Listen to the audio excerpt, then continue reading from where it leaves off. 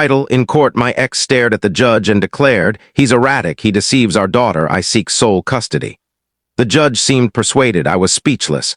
But then my 7-year-old stood and said, "I have a video from Mommy's phone. I believe the judge should watch it." The room went utterly quiet as the screen lit up. Chapter 1. Muted in the courtroom carried the scent of varnished wood and aged tomes, a place where lives were silently unraveled by signatures and gavels. I sat at the petitioner's desk, fingers quivering beneath the table, my throat constricted as my ex-wife's attorney portrayed me as a villain. She sat beside him, impeccably poised, her voice laced with rehearsed sincerity. "Your Honor, he's unpredictable, he deceives our daughter, he turns her against me. I demand sole custody." Her words cut deeper than any blow or slander ever could. I longed to rise, to proclaim the truth, to tell the judge of the nights I stayed awake with our daughter during her illnesses, the birthdays I orchestrated single-handedly, the sacrifices I endured. But my voice faltered, trapped in my chest. The judge leaned forward, his brow creased, his expression tilting in her favor. For a fleeting moment I envisioned the future, my daughter slipping away, her childhood stolen by falsehoods I couldn't counter. Then a small voice pierced the silence.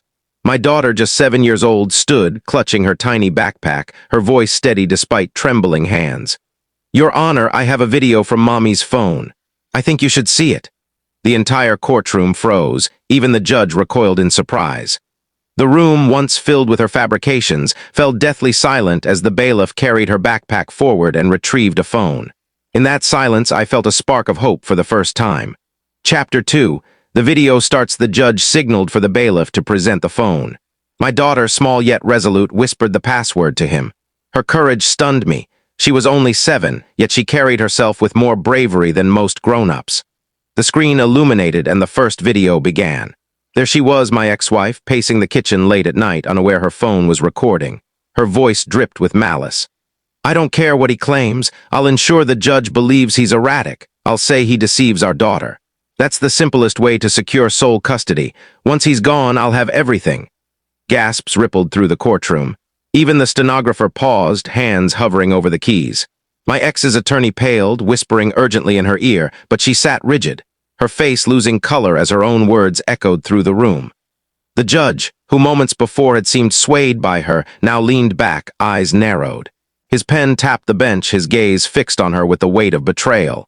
He raised a hand, signaling for the video to continue. The next clip played. This time she was chuckling with a friend over the phone. "It doesn't matter what's true. Judges always side with the mother. He's too weak, too quiet. He won't fight back. By the time he realizes, I'll have it all." My stomach churned, but the shame no longer belonged to me. It was hers. The courtroom, once aligned against me, now belonged to the truth.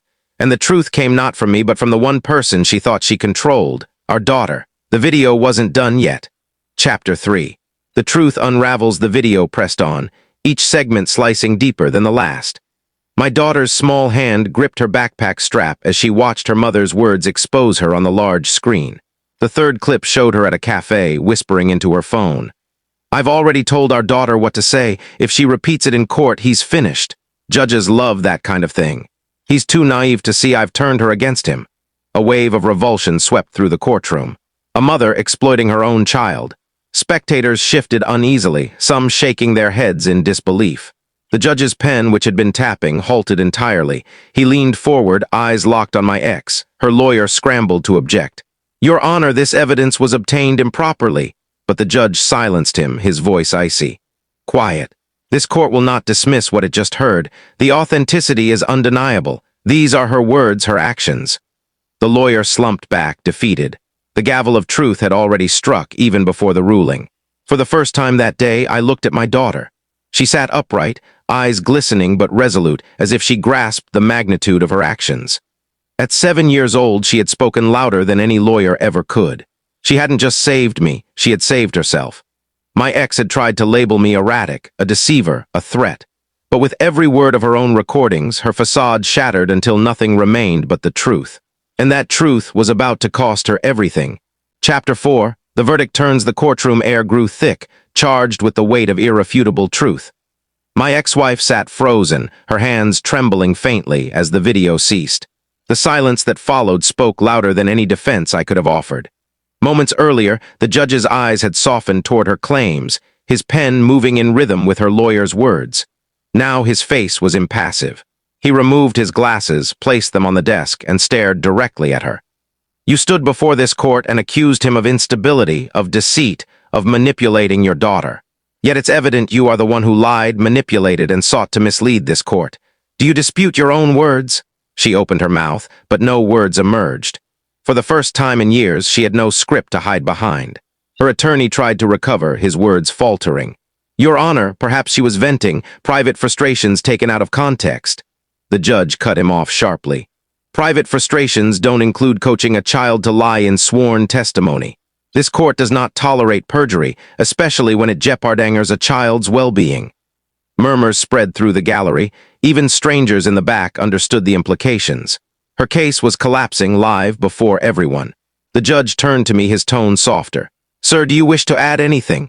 For the first time that day, my voice found freedom. My throat unclenched, my words clear. Only this, Your Honor, I never deceived my daughter.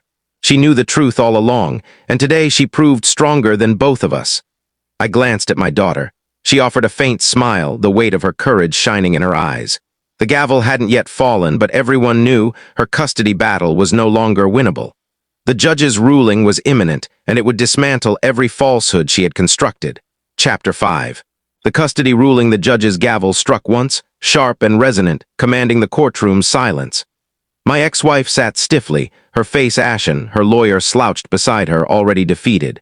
My daughter clutched her backpack tightly, awaiting the words that would shape her future. The judge cleared his throat, his voice steady but laden with judgment. This court has observed deliberate attempts to manipulate testimony, deceive the court, and harm a child's emotional well-being. Such conduct is not only deplorable, it is perilous. He fixed his gaze on my ex-wife, each word cutting through her silence.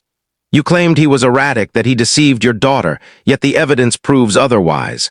It is you who lied, you who manipulated, and you who sought to weaponize your daughter for personal gain. This court will not reward deceit. Then his tone shifted, resolute and final. Sole custody is granted to the father. The mother's visitation will be supervised until she completes parental counseling and proves her fitness to this court, effective immediately. The words resounded like thunder.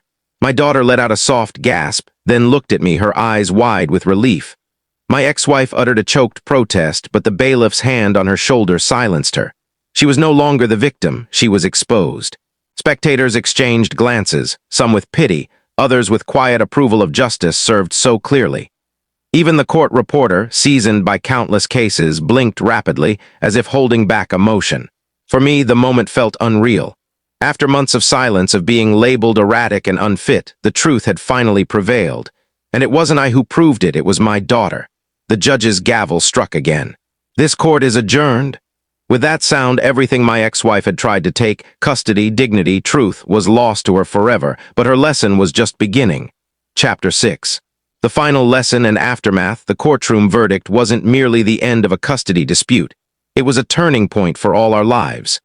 My ex-wife left the courthouse not as a victorious mother, but as a disgraced manipulator. Socially, whispers trailed her everywhere. Friends she once boasted to now shunned her, unwilling to associate with someone who had exploited her child.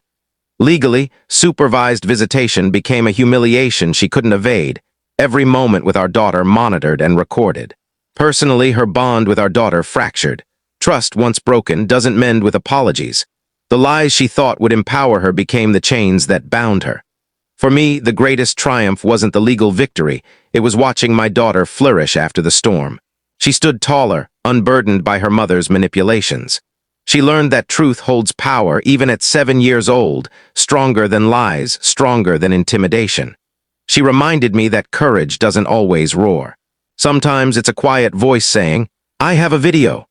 Her bravery taught me this fight wasn't just about custody, it was about showing her what integrity means. Life after court wasn't without challenges, but peace gradually replaced chaos. Our home filled with laughter again, not whispered fears. Bedtime stories spoke of heroes, not the dread of being taken away. For the first time in years, I slept without the burden of constant accusations. I realized my ex had been right about one thing: this fight was about stability. But in the end, the judge saw what my daughter already knew: I was the stable one all along. She had told the court, "He's erratic. He deceives our daughter." But it was our daughter, the very person she tried to wield as a weapon, who unveiled the truth. And that truth didn't just save me, it demolished her lies forever. Epilogue years later, since you asked me to continue, let's carry the story forward, beyond the verdict, into the years when the scars and lessons of that courtroom battle fully reveal themselves. My ex never recovered her standing. Visitation asterisk. For months, every visit was scrutinized, her words and actions documented by court-appointed supervisors. The freedom she sought to strip from me was stripped from her instead. Reputation. Parents murmured at school events, avoiding her. Friends who once supported her custody fight now distanced themselves, wary of being linked to a proven liar. Guilt asterisk. Over time, even her family ceased defending her. They had seen the videos, too. She lived with the shame she had crafted. Those courtroom days became part of my daughter's story, not a wound, but a source of strength. She learned early that truth holds power, even when adults wield lies. Her courage shaped her character. Teachers noticed her leadership. Friends relied on her honesty. I watched her grow with pride. Our bond deepened. She had stood up for me at 7 years old, and I had stood by her ever since. One evening, years later, she said quietly at the dinner table, "Dad, when I spoke that day, I was terrified. But I knew if I didn't, they wouldn't see the real you. I'm glad I did." In that moment, I realized she hadn't just saved me, she had saved us both. Life moved forward. I built a stable home, free from the endless battle of accusations. I no longer had to prove myself, not to her, not to anyone. The court had spoken, but more importantly, my daughter had spoken. That was the only judgment that mattered. She had once told the judge, "He's erratic. He deceives our daughter. I want sole custody." But in the end, it was our daughter who revealed the truth. And the truth was this: I was never erratic. She was.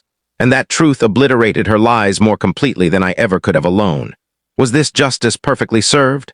Share your thoughts on this story in the comments below. If you believe this tale is justified, like it and share it with someone who needs this energy. Subscribe to Lauren's Stories for more gripping tales of betrayal and justice. Because here, every lie meets its reckoning and every betrayal finds its shadow. Stay sharp, stay strong, and stay tuned.